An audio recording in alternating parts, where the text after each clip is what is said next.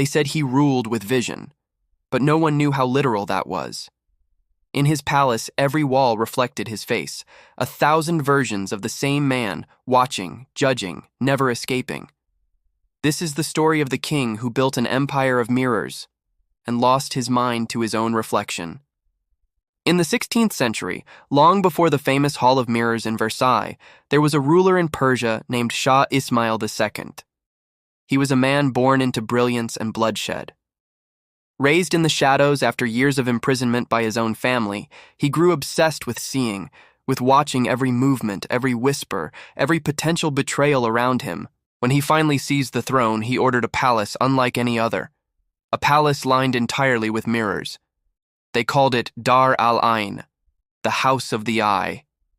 Every surface gleamed, every corridor multiplied, every reflection was a reminder of the king's divine image, or perhaps his growing paranoia.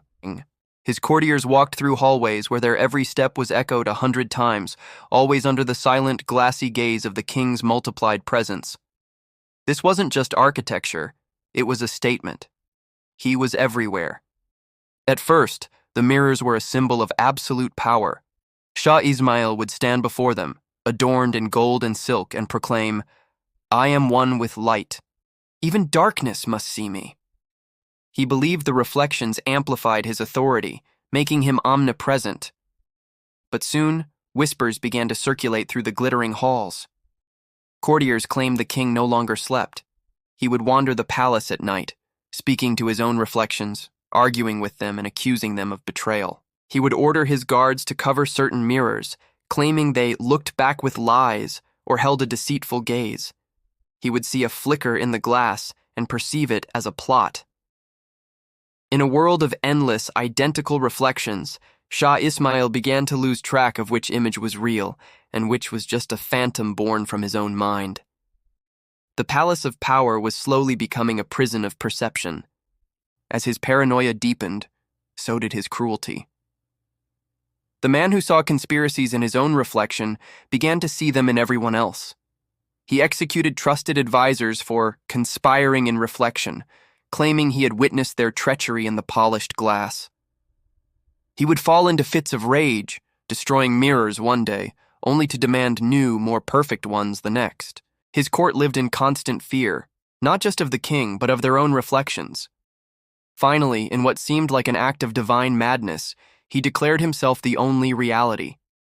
He marched to the great hall, stood before the largest, most magnificent mirror in the palace, and smashed it with his own hands.